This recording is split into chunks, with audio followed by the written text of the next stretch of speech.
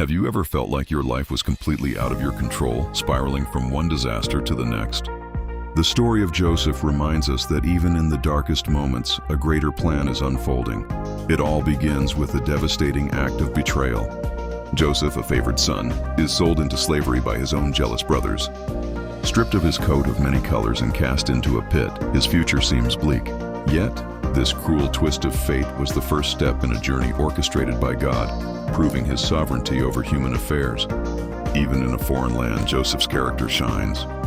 When faced with intense temptation from Potiphar's wife, he chooses integrity over instant gratification.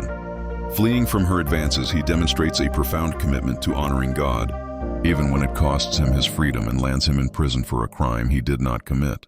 Thrown into a dungeon, hope could have easily faded. But Joseph doesn't succumb to despair. Instead, he uses his God-given gifts to interpret the dreams of his fellow prisoners, the cupbearer and the baker. He holds on to his faith, trusting that his circumstances do not define his purpose. Years later, when his brothers stand before him, desperate for food, Joseph holds all the power. He could have enacted revenge, but instead he chooses a path of radical forgiveness. He tests their hearts, but ultimately reveals himself in an act of immense grace, weeping with the very men who sold him away.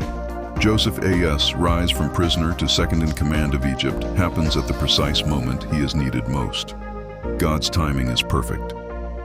He is elevated to a position of authority just in time to prepare for a devastating famine, positioning him to save not only the nation of Egypt, but also his own family. Despite his incredible promotion and immense power, Joseph remains grounded. He doesn't let his high position corrupt him or fill him with pride. He continues to attribute his success and wisdom to God, serving with a humble heart. In one of the most powerful moments of reconciliation, Joseph tells his brothers, "You intended to harm me, but God intended it for good to accomplish what is now being done, the saving of many lives." This is the ultimate lesson from his journey. God can take the evil, the betrayal, and the suffering we endure and weave it all into a beautiful tapestry of redemption.